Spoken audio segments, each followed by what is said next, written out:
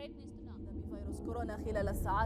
Covid-19 qui a touché plusieurs Das milliers. Coronavirus breitet sich weiter in Deutschland aus. Hospitals overwhelmed, first responders sick in extraordinary numbers. Never in anybody's imagination, in less than a year, you would actually have vaccine going into somebody's arm. I will not be injected with something that you cannot prove is safe. What's the point to take a vaccine if they're still gonna make me wear a mask? It's Bill Gates trying to kill us. This is not communist China. This is not Cuba. This is America. Here I am, recovering.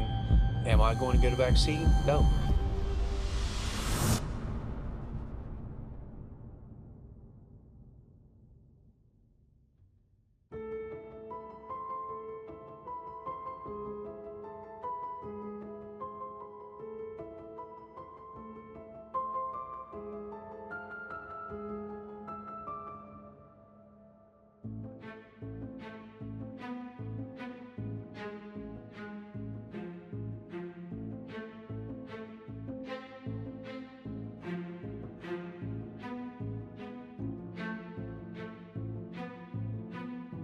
I have a lot of patients that may be hesitant about vaccines, but when the COVID-19 pandemic hit, it brings reality and smacks you in the face.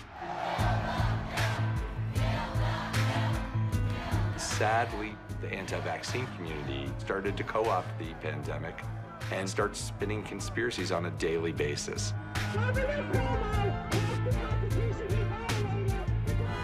They have been fighting this war for more than a decade. There are established groups with established leaders. There are established tactics and strategies.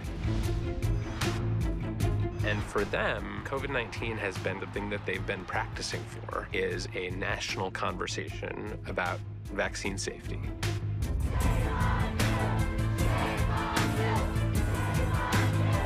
I got the worst horror stories.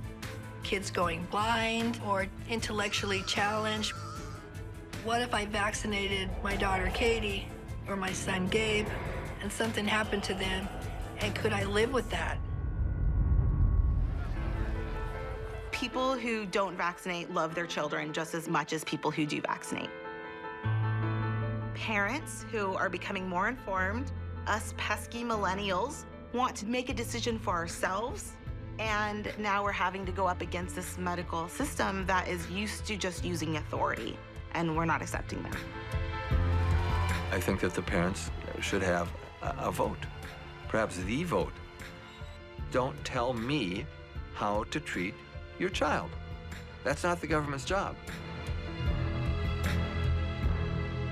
There you go, baby. You want me to say, oh, it's okay to delay your shots. Oh, it's okay to take that risk. Your kid getting one of these preventable types of bacterial disease. No, I don't think that that's a good idea. A major concern is the hindrance to routine childhood vaccines. If a coronavirus vaccine creates fear of all vaccines, then we could easily see a resurgence of these childhood diseases. Could polio come back into this country? Do I think people who are shedding poliovirus could walk into Los Angeles Airport or LaGuardia Airport in New York? Yes. Do I think that could happen with diphtheria? Sure. Do I think that it could happen with other rare contagious diseases? Sure. These bacteria and viruses are out there. Let your guard down and they'll come back. You should tell the truth in this film. See if any of those guys who you're talking to can defend themselves against what I just told you.